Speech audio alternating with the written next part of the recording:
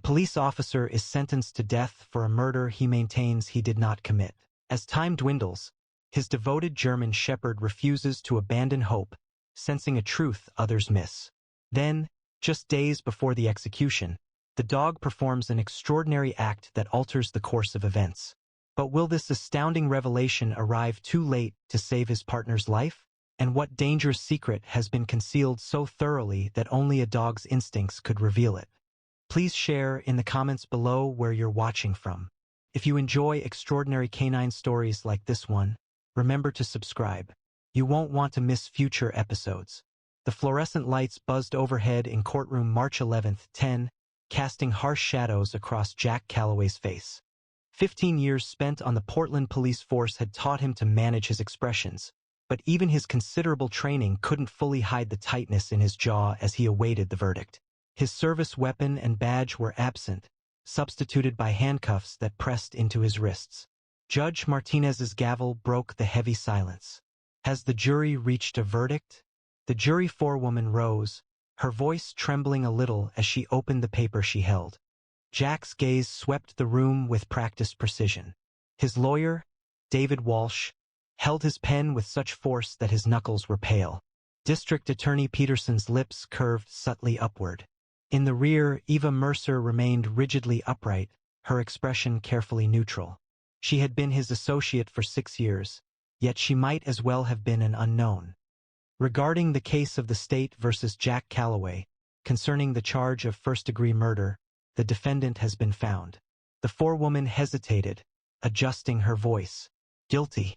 The pronouncement struck Jack with a palpable force, yet he remained motionless. The courtroom filled with hushed intakes of breath and murmurs.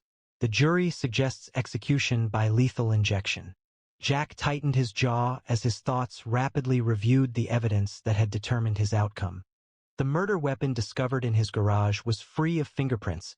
The security footage depicted someone of similar stature entering Senator Harrison's residence, and a witness testified to having seen his car parked nearby that night. The evidence appeared impeccable, almost too impeccable. However, he possessed the true account. Outside the courthouse, Bolt awaited his temporary handler. The German shepherd's ears rose at the sound of the substantial doors opening. As Jack emerged in handcuffs, Bolt's entire body stiffened. He gave a sharp bark, straining against his leash so powerfully that Officer Torres nearly lost his balance. "Easy, boy," Torres said, working to keep hold. But Bolt's barking escalated, becoming more panicked. The dog perceived a problem.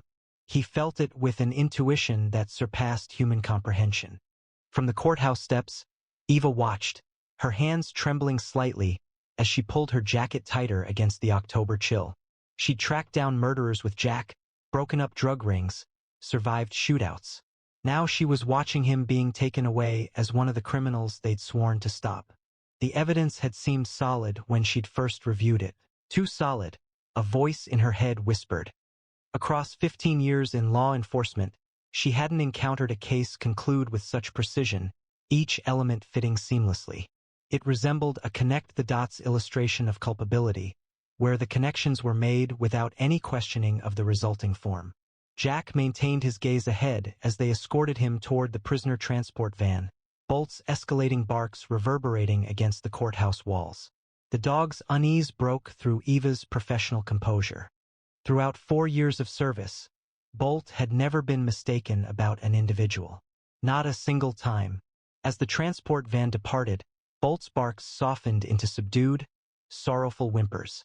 The German shepherd looked toward Eva, his brown eyes conveying a level of understanding that made her pause. She crouched down next to him, stroking his dense coat. "It's all right, boy," she murmured, primarily to herself rather than to the dog. "Something feels amiss, and we will discover what it is." District Attorney Peterson walked past, his expression conveying his recent victory. "Good work today, Detective Mercer. Justice was served," he said. However, Eva detected something in his delivery. Felt like a warning, or maybe a challenge. She recalled Jack's words from 3 weeks prior, shortly before his arrest. "There's something bigger going on here, Eva. The Harrison case. It's just the surface." She had disregarded his worries then, preoccupied with the increasing evidence against him. Observing Peterson walk away, while Bolt growled quietly beside her, she pondered what her partner had uncovered that warranted framing him for murder. The van vanished around the corner, transporting Jack toward death row. Bolt's posture became rigid, his ears attentive, as if he sensed Eva's hardening determination. She rose, her decision becoming clear. Jack had instructed her that the truth wasn't always as it appeared. The moment had arrived to apply those lessons and uncover the truth surrounding Senator Harrison's death, before time expired for her partner. The metal door of cell 241 closed with a hollow clang that seemed to resonate through Jack's bones. The confined space felt like a tomb. It contained bare concrete walls, a narrow cot with a thin mattress, and a stainless steel/toilet sink combination that had seen better days. A single artificial light buzzed overhead, offering no natural illumination. "Welcome to death row, detective," the guard stated, his voice devoid of feeling. Or, as he added, ex-detective. Jack remained still, positioned in the middle of his cell, his thoughts wrestling with the starkness of his circumstances. The sound of the guard's footsteps diminished as he walked away, leaving Jack solitary, accompanied by the echoes of metal doors, indistinct voices, and his own introspection. Across town, Eva opened the door to her apartment, Bolt following closely. She had intended to provide him with a temporary residence until alternative arrangements were finalized, but the German Shepherd appeared to have his own agenda. He moved restlessly between the door and the window, his nails tapping against the hardwood floor. Frequently, he would pause and whine, looking at Eva with eyes that seemed to convey an urgent message. Eva arranged the case files on her kitchen table, the lamp creating long shadows on the wall. She had examined them a dozen times prior to the trial, but something about Bolt's behavior at the courthouse had ignited a renewed sense of purpose. Her focus initially landed on the murder weapon, a .45 caliber pistol discovered in Jack's garage 3 days following Senator Harrison's death. The ballistics analysis confirmed a perfect match, and the gun had been meticulously cleaned to remove fingerprints. She mused it was almost excessively clean, recalling Jack's insistence on meticulous weapon upkeep. Had he employed it, there would have been traces of gun oil, rather than this pristine condition. Bolt abruptly ceased his pacing, his head turning sharply towards Eva's front door. A low growl emanated from his throat as footsteps neared in the hallway. Eva's hand automatically moved to her service weapon, but the footsteps continued past. Bolt's growl subsided, although his vigilance persisted, his body rigid and prepared. Her phone vibrated. A message from Detective Rodriguez read, "Leave it alone, Mercer. The case is closed." Eva's jaw clenched. She hadn't informed anyone that she was examining the files. The following morning, she went to the evidence lockup, displaying her badge to Officer Chin. "I need to review some items from the Harrison case." Chin seemed uneasy. "That's been sealed by the DA's office. It requires special clearance now." "Since when?" Eva asked. "Orders came down this morning." "Sorry, Eva." Returning to her desk, Eva started examining Harrison's actions prior to his death. The senator had been involved in multiple significant undertakings, but one was particularly noteworthy: a sequence of private discussions regarding the city's upcoming highway development project. Involving millions in contracts, the project had been expedited despite considerable environmental worries. Bolt, lying beneath her desk, suddenly became attentive. His ears rose as Captain Rivera neared. Mercer, Rivera's voice remained quiet but resolute, informed him of a call from the district attorney's office. They expressed concern regarding his recent investigations. "It was simply a matter of finalizing outstanding details, sir. The matters are resolved. Please cease your pursuit." He hesitated, his demeanor relaxing a little. "Avoid complicating the situation unnecessarily." That evening, Eva walked Bolt as they regularly did. The German Shepherd guided her along their known path, but when they neared the location of the new highway construction, he abruptly halted. He sniffed the air, guiding Eva towards a construction trailer. Situated behind it, obscured by scattered materials, she located a damaged piece of paper. Despite the deterioration from mud and water, she discerned a few words: Harrison and payment schedule. With a slight tremor in her hands, Eva photographed the fragment and then placed it in an evidence bag. Bolt remained watchful, his stance stiff, observing the surrounding shadows. A car engine started in the vicinity. Eva noticed a dark sedan driving away, its headlights extinguished. It appeared someone had been observing her. Upon returning home, Eva's computer received an encrypted communication from her contact within the forensics lab. They confirmed a match based on the partial prints she had requested, but noted an anomaly. The file had been altered, requiring a higher level of security clearance that her contact lacked. Eva was preparing to reply when Bolt's growl shattered the silence. She glanced around and saw a small red dot flickering on her wall. It was a laser sight. Without hesitation, she dropped to the floor as her window exploded inward. Glass rained down as Bolt's powerful barks filled the apartment. Eva crawled to her weapon, her heart pounding. It was clear now. She wasn't just chasing a theory anymore. She was getting close to something, and someone was willing to kill to keep it hidden. The early morning fog clung to Eva's shoes as she and Bolt approached the back entrance of the Harrison estate. Fragments of yellow police tape drifted in the breeze, a diminishing echo of the senator's tragic death. She had leveraged her connections to gain access, a final inspection of the property prior to its sale. Bolt proceeded purposefully, his nose actively analyzing the air as he tracked a scent trail perceptible only to him. Eva, experienced with numerous K-9 teams, could immediately sense when a dog had identified something significant. The German Shepherd guided her through the pristine garden, disregarding the clear access points, directly to a somewhat concealed storm cellar.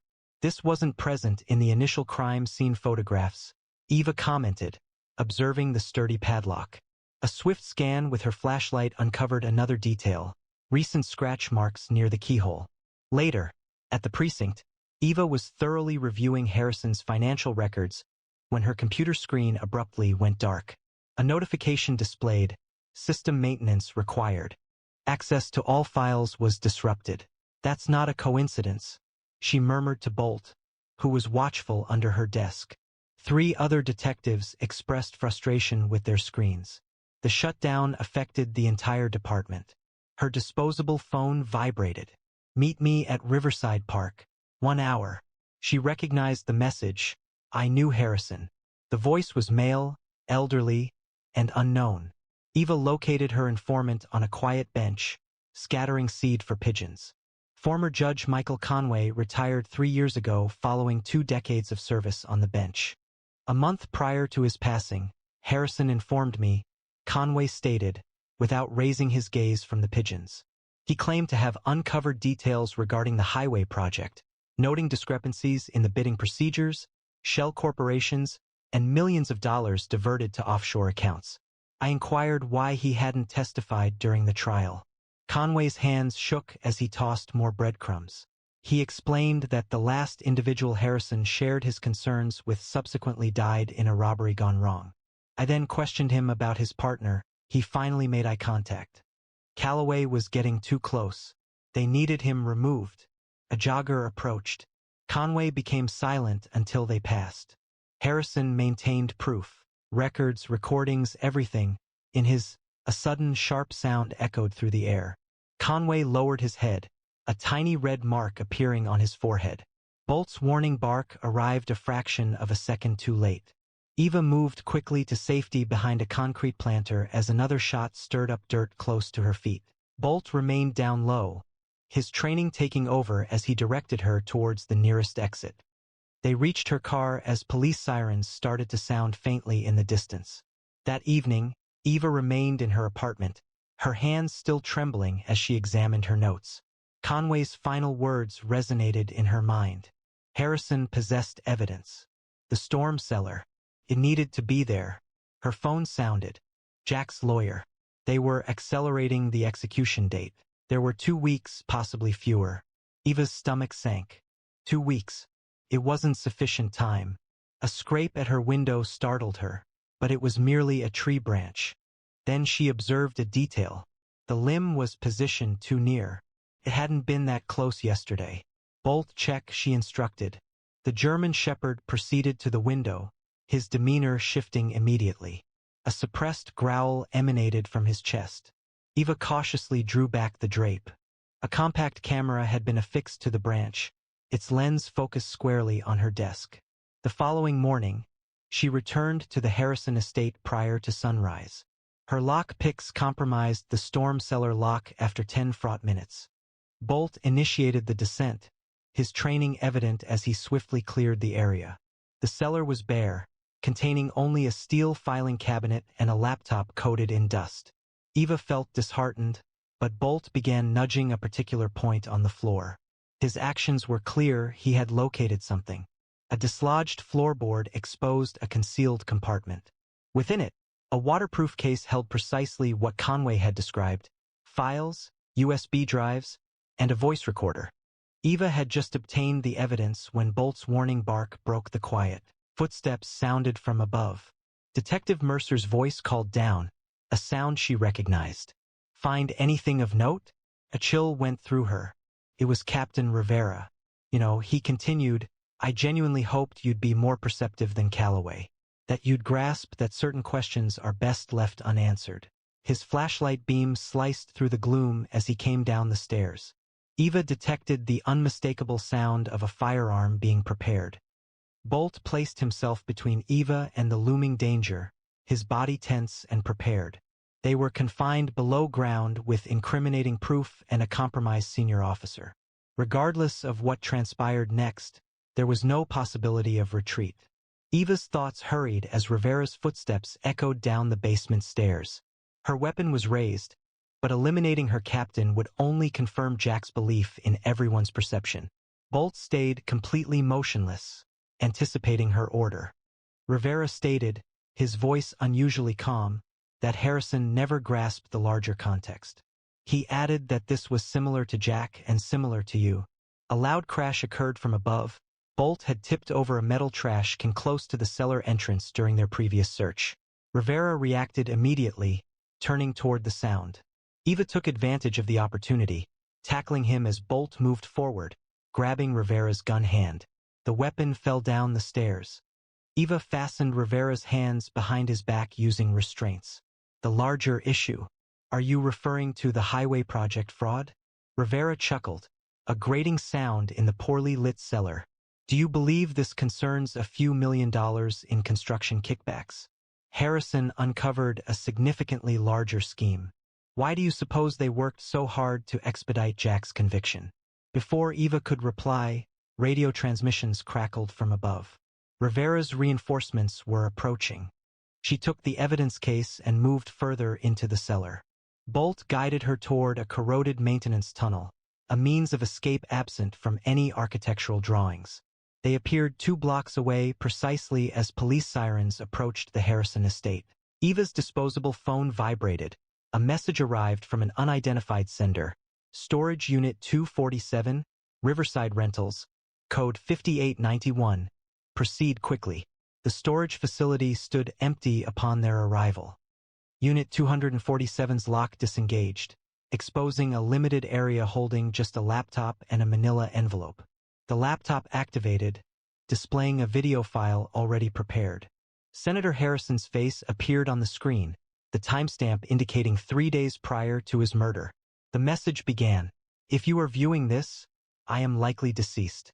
What I have discovered extends beyond corruption. The highway project serves as a disguise. The construction company, the offshore accounts, they all conceal something significantly greater.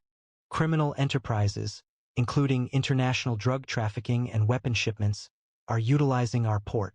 Law enforcement, judicial figures, and city officials appear to be complicit.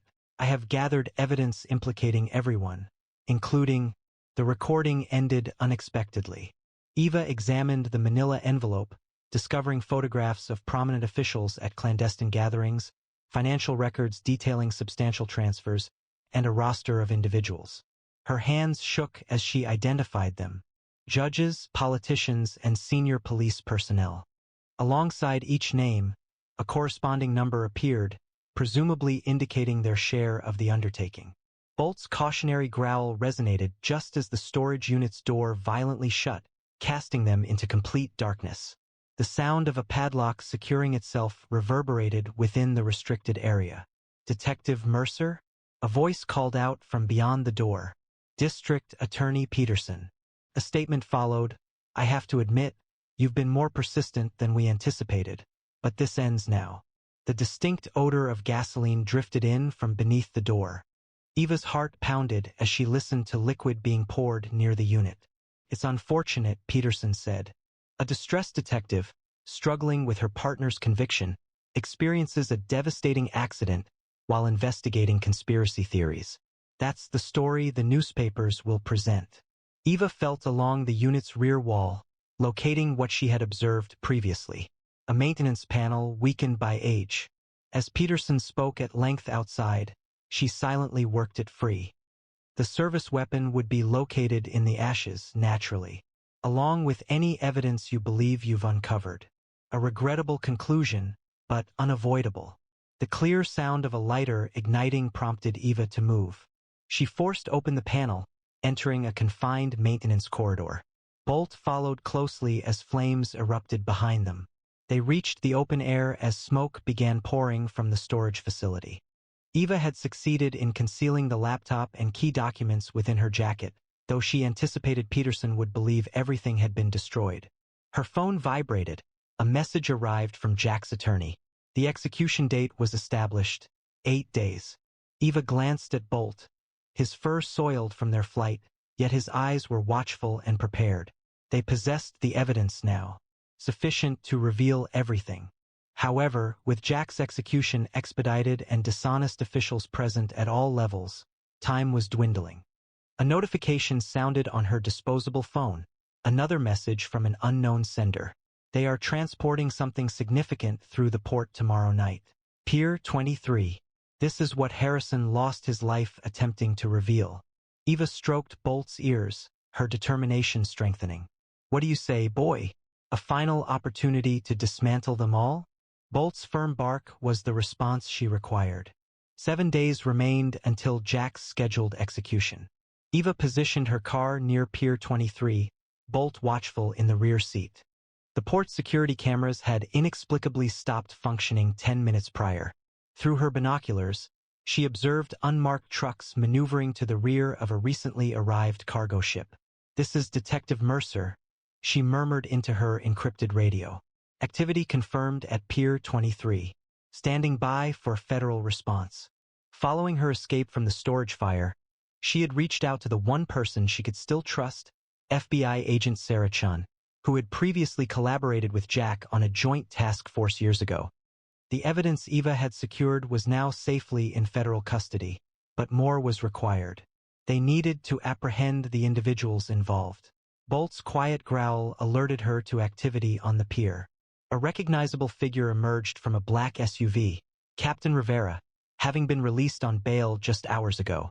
He was accompanied by District Attorney Peterson and a man Eva identified from Harrison's photos, Marcus Reynolds, CEO of the construction company at the core of the situation. Her radio transmitted a message: "All units maintain current positions." A sudden, forceful rap on her passenger window startled Eva. She turned to see Peterson there, a gun pointed at her head.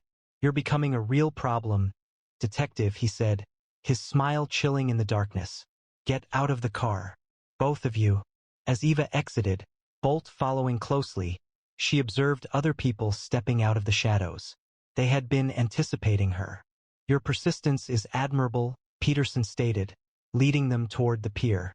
"But did you truly believe we wouldn't be monitoring you? That we didn't anticipate your actions?" Rivera moved closer, manipulating Eva's radio. "Reinforcements from the federal government aren't arriving. That frequency has been compromised for several hours." They were directed to the location where Reynolds was watching the unloading process. Boxes were rapidly moved from the ship to the trucks. "You find it amusing, don't you?" Reynolds commented without looking at Eva. Jack nearly understood everything. The construction project, the port access, everything. He concentrated excessively on Harrison and neglected to scrutinize his own department. "You are correct," Eva responded, her hand moving slowly to her back. "He should have." Bolt's ears twitched at the sound of footsteps on metal overhead. Eva smiled. "However, I did." Gunfire erupted as FBI snipers opened fire from the surrounding cargo containers. The genuine raid team had never employed the radio. That was a diversion intended to elicit their observation. Disorder broke out on the pier. Peterson raised his weapon, but Bolt acted more swiftly, propelling himself at the DA with practiced accuracy. Eva took cover as gunfire began from multiple directions. FBI, everyone on the ground. Through the confusion, Eva noticed Rivera moving toward a vehicle. She gave chase with Bolt close behind as FBI teams took control of the area. Preventing Rivera's escape was crucial. He represented their connection to everyone implicated, extending to the highest echelons. The pursuit led them through a complex arrangement of cargo containers. Rivera was attempting to reach a waiting boat. They had only seconds to prevent him. Bolt, stop him, Eva ordered. The German Shepherd surged forward, a swift display of focused strength, precisely as Rivera arrived at the boat's ladder. Bolt's jaws closed on Rivera's leg, causing him to fall heavily onto the dock. As Eva restrained him, Rivera exclaimed, "You have no idea what you've done."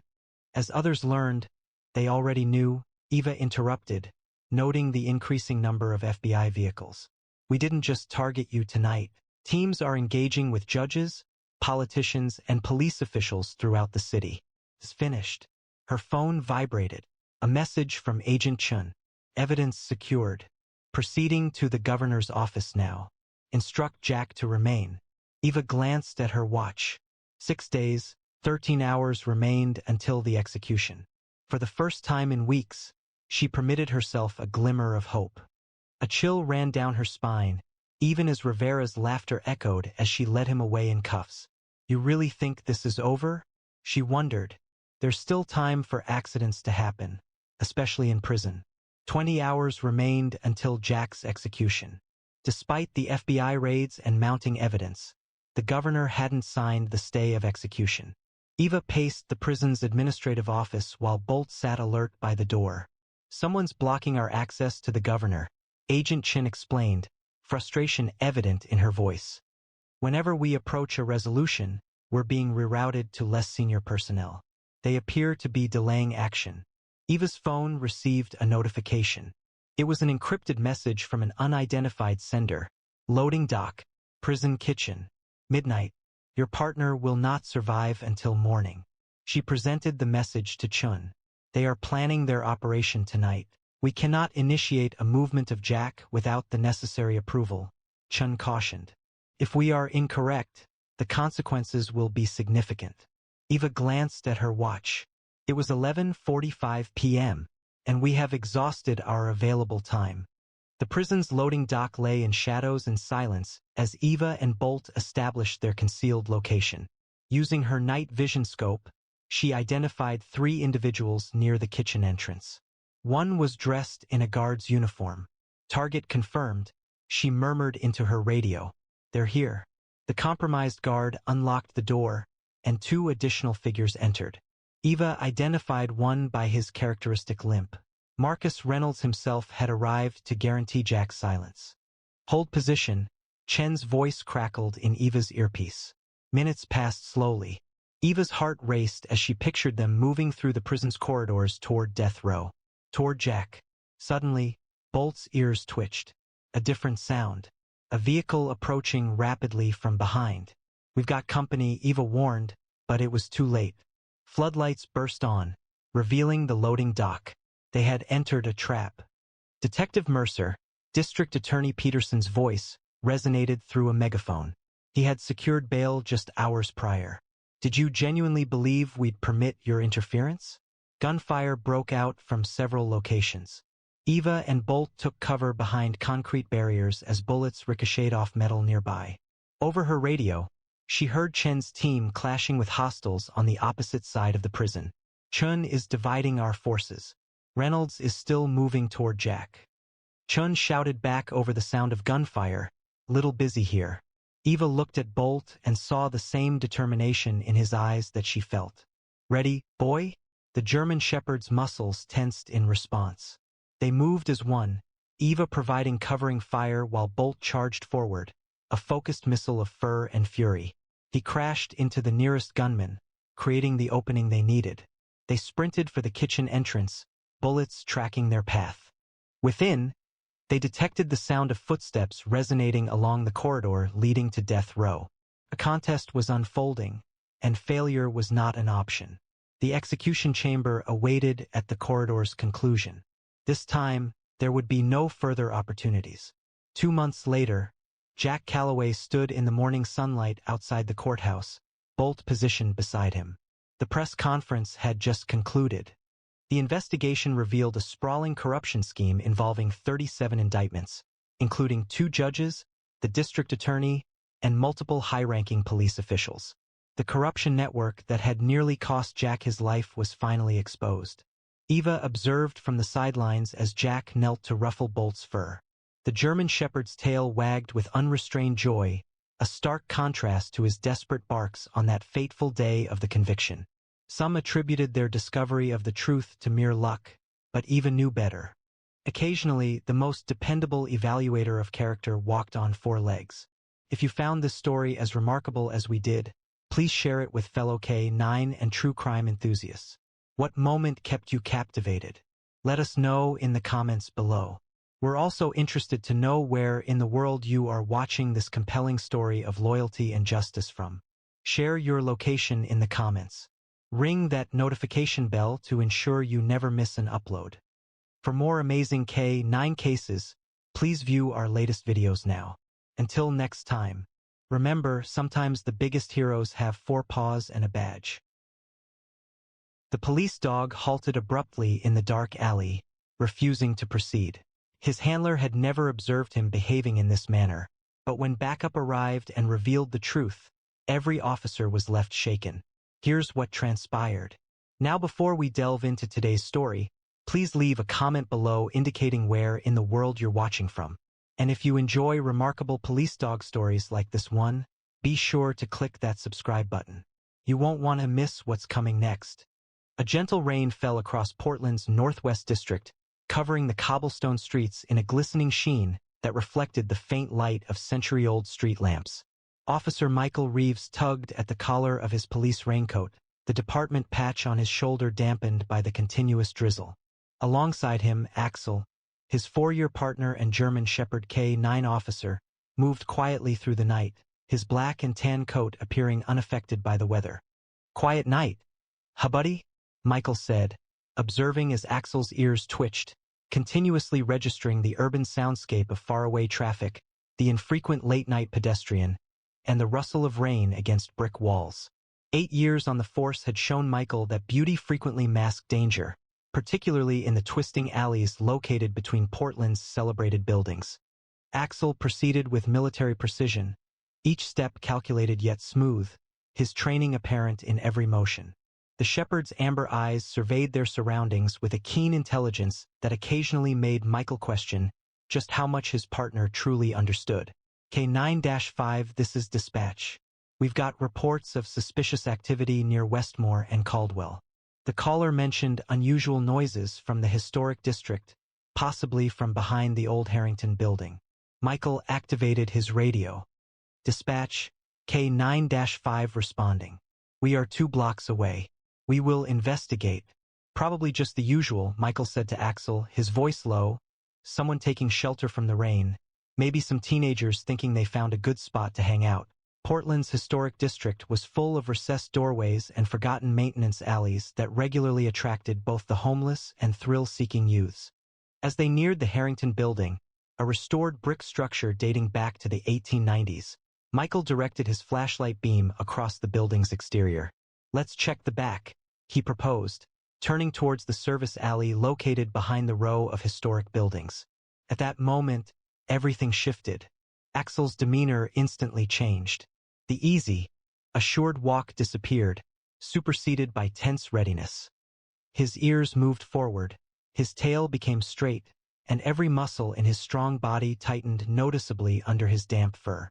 Michael had observed his partner signaling the presence of suspects, drugs, and weapons before, but this felt unusual. There was no sign of eagerness or the expectation that usually came with a positive discovery. "What is it, boy?" Michael asked, quickly checking their surroundings for danger. Axel made no barking or whining sounds. He remained focused on the alley entrance, a quiet growl vibrating in his chest. The shepherd's actions caused a wave of unease to ripple through Michael, unrelated to the rain wetting his collar. Dispatch K9-5. Michael spoke into his radio, the tightness in his voice evident. We're at the alley off Westmore, behind the Harrington building. Something feels amiss. Axel is displaying atypical behavior, requesting another unit to help investigate the situation. The usually reliable dog took a cautious step backward, leaning against Michael's leg, a behavior he'd never displayed previously. In 4 years of confronting armed suspects, entering burning buildings, and traversing disaster scenes, Michael had never witnessed his partner show fear. The alley extended before them, resembling a tight canyon, bordered by the imposing brick walls of buildings erected in a different century. Metal fire escapes angled downwards along the building's walls, their stairs reflecting the faint light with a wet sheen. Michael's flashlight appeared to be absorbed by the surrounding darkness, failing to cut through it. "Axel, move forward," Michael ordered, his voice steady despite his rising apprehension. For the initial time in their collaboration, Axel paused before responding to a direct instruction. The shepherd advanced 2 hesitant steps into the alley, then halted abruptly, exhibiting not the watchful readiness of a dog sensing drugs or bombs, nor the defensive posture of one confronting danger. This was a wholly different reaction.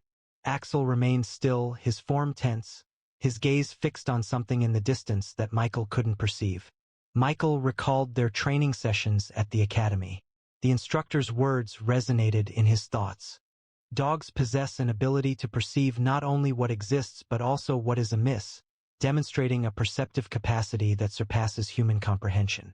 Should your K9 partner display behavior you have not previously observed, be vigilant. It could potentially save your life. Dispatch requesting immediate backup at my location. K9 is exhibiting unprecedented behavior.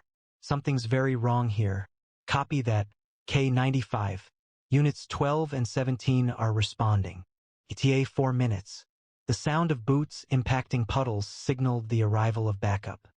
Raindrops clung to officers Layla Torres and Keith Mercer as they stepped forward, their tactical flashlights illuminating the gloom. "What's the situation, Reeves?" Torres inquired, her hand naturally positioned on her holstered weapon as she surveyed the alley. "It's Axel," Michael responded, indicating his motionless partner. "We were answering the suspicious activity report when he simply halted. He won't advance, he won't go back. I've never witnessed him behaving this way." Mercer's eyebrows lifted in disbelief. "We hurried here because your dog became startled? Could have been anything, another animal, an unusual odor. It's impossible to say." "That's the point," Michael stated directly. "Axel doesn't become startled. Not by animals, not by suspects, not by anything we've seen before. This is unlike anything we've experienced." The officers systematically searched the accessible area of the alley, checking behind dumpsters and inspecting doorways. "Nothing apparent," Torres said after a few minutes. There were no indications of forced entry, no people present, and no apparent dangers. Almost immediately after, Axel emitted a quiet whine, a sound so unusual that the 3 officers became alert.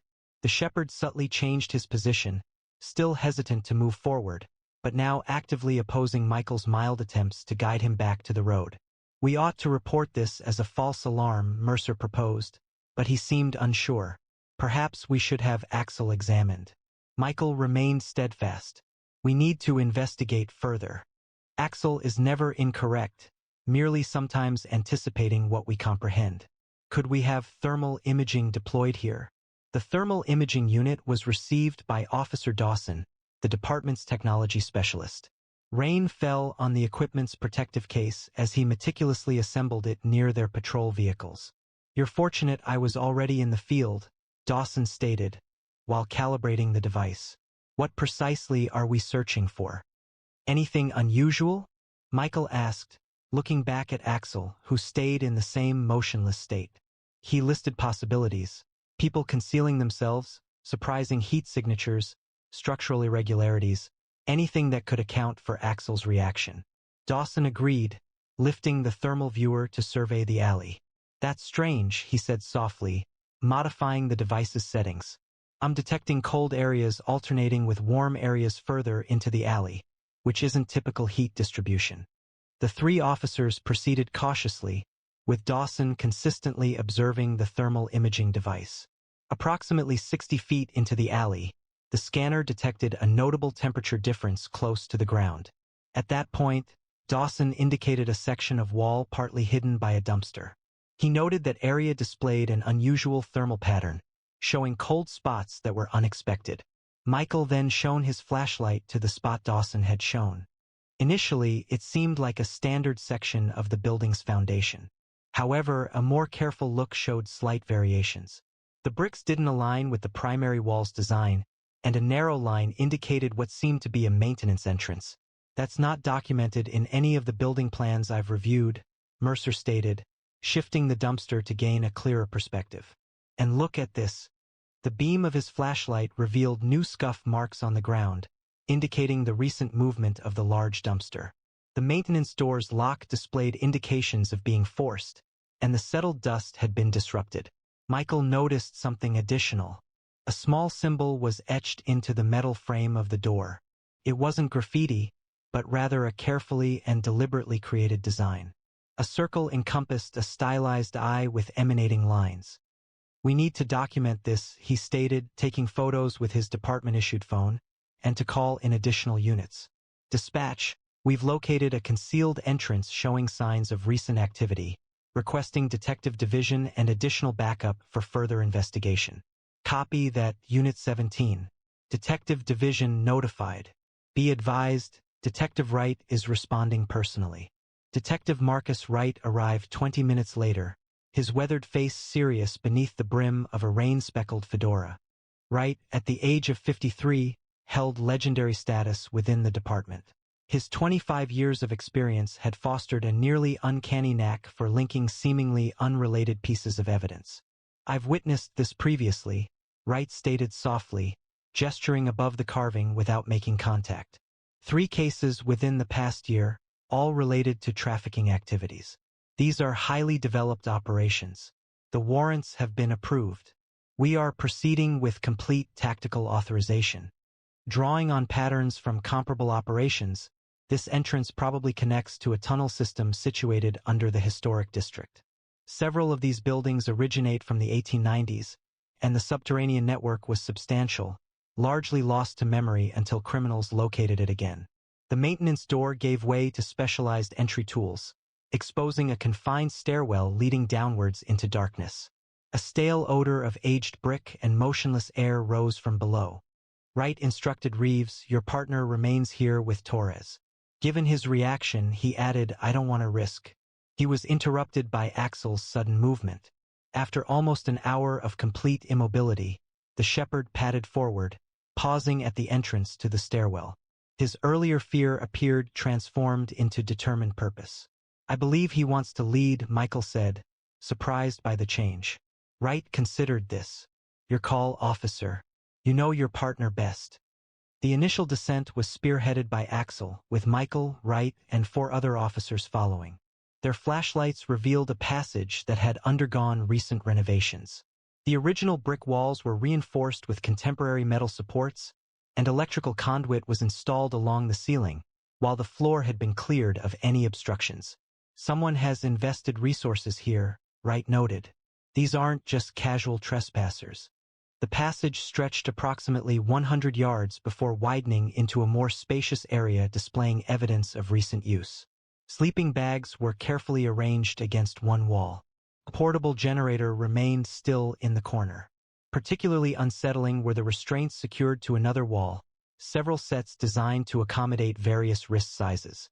Axel proceeded deliberately around the chamber, his nose working continuously, then centered his attention on a metal footlocker located beneath a temporary table. Michael carefully opened the container, revealing dozens of passports, ID cards, and personal effects. He reported, leafing through the documents, that they bore different names and nationalities, but the individuals appeared to be of similar ages, mostly late teens and early 20s. Wright examined a detailed map pinned to the wall. "Look at this," he said. It displayed the entire tunnel network with connections to at least 6 buildings above. They were utilizing the old bootlegger routes from Prohibition, supplemented by some newer additions. Axel stiffened again, turning toward one of the 3 tunnel entrances extending from the main chamber. This was a posture of readiness, unlike his previous stillness, that Michael recognized. The dog had identified something particular. He's detected something, Michael told the others, drawing his weapon. Fresh scent, I'm guessing. Which tunnel? Wright asked, moving to stand beside him. The eastern one, Michael replied, referencing his position. Wright checked the map. That leads toward the river. Approximately 200 yards ahead lies a significant intersection, branching into several paths. The detective swiftly decided, we have sufficient resources for a complete operational deployment. I'm requesting tactical teams to secure the alternative access points. He pointed out several locations on the map. Are we proceeding? Michael inquired, observing Axel's growing anticipation. Wright nodded gravely. Your partner reports the presence of something or someone newly arrived in that tunnel. Whether they were victims or suspects, action was necessary, and they weren't delaying. Axel guided them further into the tunnel system. His previous uncertainty vanished. The tunnel then led to a more expansive, roughly circular chamber, with 5 passages extending outwards, resembling spokes on a wheel. We are directly under the Westmoreland building, Wright stated, checking a compact GPS device. The former bank, dating back to the 1920s and now converted into luxury apartments, provided a perfect cover. Residents were constantly coming and going at all hours, and no one questioned deliveries or service visits. Axel circled the chamber, his nose working overtime, before settling precisely between 2 of the outgoing tunnels. This alert posture indicated he had found what he was searching for, but could not pinpoint a specific location. Both passages Michael interpreted with the sense originating from both directions. Wright divided their small team. Mercer, you and Jefferson proceed along the right passage with Reeves and Axel. Henderson and I will take the left, maintain radio contact every 2 minutes, and initiate an immediate call if you discover anything. The passage gradually widened again, indicating signs of more extensive renovation. After approximately 100 yards, they arrived at another chamber, this one clearly designed for human occupation. This room differed from the initial one they found. It had been transformed into a regulated environment. Sections separated by lockable doors ran along one wall. A complex computer system was situated on another. Filing cabinets, a medical examination table, and recording devices finished the unsettling display. Jesus, Mercer said, observing the scene. What the heck is this place? Michael remained silent, observing as Axel carefully examined the room, indicating particular cabinets and locations. Following his partner's direction, Michael located several passports and identification papers, each bearing different names but featuring identical photographs. Even more unsettling were the medical records, containing detailed examinations, blood analysis, and psychological evaluations. They're manipulating people here, Michael stated at last, the weight of realization dawning on him. Assessing them, establishing new identities, and readying them for the future. Jefferson had opened one of the file cabinets. Sir, you need to see this. The drawer held numerous folders, each marked with a name, date, and destination code. Affixed to each file was a photograph of a young person, most appearing frightened, disoriented, or unnaturally sedated. This isn't just trafficking, Wright stated from the doorway, having rejoined them after exploring the other passage. This was a complex operation. He displayed a leather-bound journal. Financial records were discovered in the other chamber, revealing millions of dollars in transactions. Axel persisted in his careful examination of the chamber, finally settling in front of a metal door located at the far end of the room. Another guarded location. This door differed from those previously found. It was heavier, secured with a modern electronic lock instead of a traditional deadbolt. There are people behind that door, Michael said, moving to join his partner. Wright examined the lock system. High-end security. They're keeping something valuable in there. Or someone, Mercer added. The detective pulled a specialized electronic bypass tool from his tactical vest. Standard override should work. Everyone ready? We don't know what's on the other side. Weapons drawn, the officers positioned themselves as Wright bypassed the security system. With a pneumatic hiss, the substantial door swung open, presenting a striking difference from the functional areas seen before. The room beyond enjoyed climate control and featured costly leather sofas, antique rugs, and modern artwork. A bar was situated in one corner, filled with high-end spirits. A large window seemed to dominate one wall, although the area visible through it was presently unlit. Wright approached a control panel located close to the viewing window. It wasn't a club, it was an auction house. He activated a button, revealing the space beyond the glass. The connected room held a small stage, encircled by theater-style seating accommodating roughly 20 people. Multiple camera angles were covered by mounted cameras, and a podium was positioned at the stage's center. "They're selling them," Michael stated, the words tasting like bile in his mouth, "selling people to the highest bidder." Axel maintained his alert posture. Without a doubt, his focus had heightened, his gaze moving from the auction room to a second door located at the far end of the VIP lounge. This second door opened into a hallway containing 6 rooms extending from it. Each room was compact, furnished with just a bed and minimal amenities. 5 remained unoccupied, but the 6th, "Call medical now," Michael instructed as he stepped into the last room. 3 people rested on thin mattresses, 2 young women and a boy who appeared to be no older than 14. All were unconscious, but alive, with intravenous lines connected to their arms from medical bags suspended on portable stands. Sedated, Wright observed, verifying one woman's pulse. The pulse was strong and steady.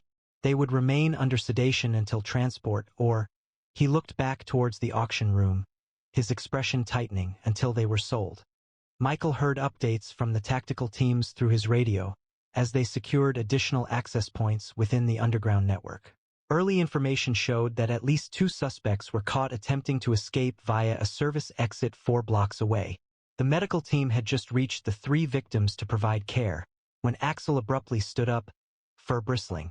This was not his warning for discovering evidence or even sensing a concealed individual. This served as the initial response, a consequence of an urgent danger. Prior to any action, Axel rapidly entered an unmapped tunnel, his speed requiring Michael to run to maintain visual contact. "Axel, wait," he called, drawing his weapon while running. Correct, potential suspects were in motion. The tunnel made a sharp turn, dividing into smaller passages that indicated recent activity. Michael listened for Mercer and Wright's footsteps as they followed, the sounds bouncing off the walls of the underground maze, but his attention stayed fixed on Axel's quickly fading figure in front. The shepherd moved through the twisting passages with steadfast confidence, making turns without pause. Ahead, Axel's barking resonated back to them, shifting from the controlled quiet of tracking to the sharp warning that indicated he had trapped his target. The passage ended with a rough wooden staircase ascending to a trapdoor. Axel stood at the foot of the stairs, intently observing the ceiling, barking with great force. The trapdoor above them moved slightly, revealing a narrow beam of faint light around its perimeter. Axel's barking grew louder. Rather than opening completely, the trapdoor shut abruptly, accompanied by the noise of a substantial object being pulled across its surface from above. The sound of hurried footsteps faded, accompanied by worried voices. "They're running." Michael began climbing the stairs, but Wright seized his arm. "Wait," he cautioned. "They could be setting a trap." Simultaneously, a quiet electronic beep came from above, followed by the noticeable hiss of gas being emitted. "Back," Wright commanded. "Everyone evacuate this area. Immediately." They retreated, just as a poisonous cloud started to leak through the spaces around the trapdoor. Axel guided them to a point 30 yards behind, where the air was still clean. "CS gas likely," Wright stated. "They're attempting to impede our progress." Jefferson's radio emitted static. The perimeter team was reporting activity at the Sentinel building. 2 suspects were observed leaving through the loading dock, proceeding east on foot. Michael, without awaiting verification, followed his partner, relying on Axel's judgment instead of conventional reasoning. The constricted passage appeared to twist unexpectedly, scarcely wide enough for the officers to pass through in sections, yet it kept a consistent diagonal path. Clever dog, Wright observed as they reached a broader passage that rose sharply upward. This has to be an original bootlegger route, not documented on any of the current maps. The passage ended at a corroded iron ladder, leading to a round hatch above. Michael ascended first, exerting force against the substantial cover. The mechanism resisted briefly before yielding with a groan of protest, exposing the interior of what appeared to be an abandoned mechanical room. "We're in the basement of Arlington Place," he reported back, recognizing the distinctive marble flooring visible through a partially open door that's directly across from the Sentinel building. They moved swiftly through the deserted building. Following Axel's silent guidance, the dog moved quickly from one puddle to the next. Michael observed water splashes mirroring the rhythm of running footsteps that had rippled the standing water. They arrived on Eastman Street just in time to witness two individuals sprint across the road, 2 blocks distant, and vanish into the entrance of a parking garage. "That's them," Michael exclaimed, starting to run with Axel leading the way. "Dispatch. Suspects are entering the Westover parking structure from the Eastman Street side." On the 3rd level, Axel abruptly decreased his speed, assuming a stalking stance. Just around the bend of the ramp, obscured somewhat by a support column, 2 men were working intensely at a laptop computer linked to a small portable device. Documents and hard drives were strewn about, and one was carefully inserting papers into a handheld shredder. "Police, don't move," Wright announced, appearing with his weapon raised. The younger of the 2 men quickly raised his hands, his face paling, while the older one moved to retrieve something from under his jacket. Axel responded immediately, swiftly moving across the space with intense focus.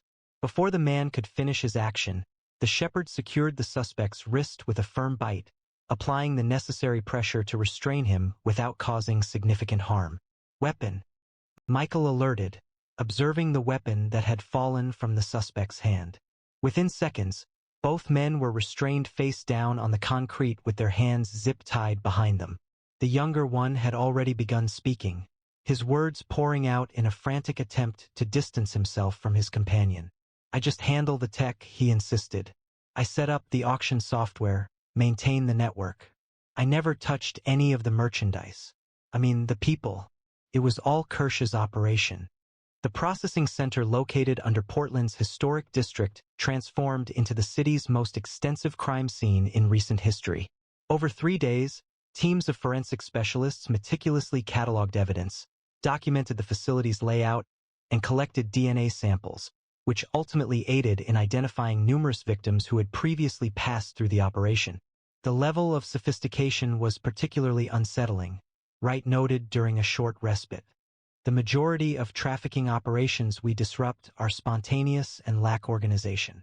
This operation, however, functions similarly to a Fortune 500 company, exhibiting a corporate structure, quality control measures, and customer service protocols. The victims were regarded as commodities, possessing defined specifications and warranties. The 5 rescued victims were transferred to a specialized trauma center, where medical professionals experienced in trafficking cases are working to stabilize them physically while initiating the significantly longer process of psychological recovery." Wright told Michael that the youngest one was speaking. Just briefly, but it provided a timeline. She had been abducted 6 days ago in Seattle, survived the initial processing, but hadn't yet appeared in their auction catalog. The evidence, obtained from the suspect's laptop, proved to be even more valuable than expected. The documents held more than just customer details and financial data. They included communication records connecting the Portland operation to related sites in Vancouver, San Francisco, and extending eastward to Chicago. "International task forces are already targeting 3 locations based on our intelligence," Wright stated. "The plan involves coordinated raids and simultaneous action to avoid alerting any warning systems." Regarding the symbol discovered, the eye with the radiating lines, Wright confirmed that it represents their branding. "This pattern has emerged in previous instances, though we didn't grasp its meaning at the time. We now recognize it as a marker for their high-end product range, a designation they use, not one I would apply." His reaction clearly showed his displeasure. Each line signifies a distinct service they provide.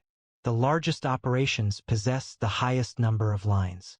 The one discovered had 7, the greatest number we've ever recorded. 1 week later, Michael and Axel resumed their standard patrol duties. The officer's path intentionally steered clear of the historic district, where the investigation persisted behind police barriers and under the observation of federal agents. Chief Bennett had recognized their requirement to resume a regular routine following the heightened stress of the previous week. The morning presented crisp, clear conditions. Autumn sunlight illuminated Portland's trees with a golden hue as they patrolled their beat through Cathedral Park. Axel proceeded with his characteristic disciplined precision, yet Michael observed a slight alteration in his partner, possibly a greater alertness or a stronger trust in his own intuition. They halted close to the St. John's Bridge, its Gothic arches rising above the Willamette River. Michael released Axel's leash, granting him a short respite in the grass while remaining vigilant about their environment. "You change things, he said softly to the shepherd. "It wasn't just concerning those 5 we located, but for hundreds more. They would never meet." Axel looked up at him with those intelligent amber eyes that sometimes seem to understand far more than any animal should. The case had already resulted in coordinated raids in 3 cities, the rescue of 17 additional victims, and the identification of over 40 individuals involved in the trafficking network. Yesterday, Wright had informed me that the International Task Force was planning operations in 6 countries, utilizing evidence obtained from the Portland facility. It was all a consequence of my intervention in that alley, Michael reflected, observing as Axel's ears rotated to follow a passing jogger. It stemmed from my recognizing something amiss and choosing to speak out. Continuing their patrol, Michael reflected on the remarkable connection that has grown between humans and dogs throughout millennia of evolution. What insights from the past understood the value in these animals, not solely as hunters or guardians, but as companions capable of noticing details that humans might overlook. Have you ever felt that an animal perceived something beyond your own awareness? How do dogs such as Axel seem to detect threats that humans miss? We welcome your stories and opinions in the comments below. Do you think the connection between canine officers and their handlers extends past training, potentially reaching a level beyond our complete understanding? Please share your thoughts with our community. If this story of Axel's extraordinary discovery moved you, don't forget to subscribe and turn on notifications so you never miss another tale of remarkable canine heroes. Share this video with anyone who appreciates the incredible capabilities of working dogs and the special humans who partner with them. Check out our previous canine stories appearing on your screen now, and we'll see you again tomorrow at the same time with another brand new video.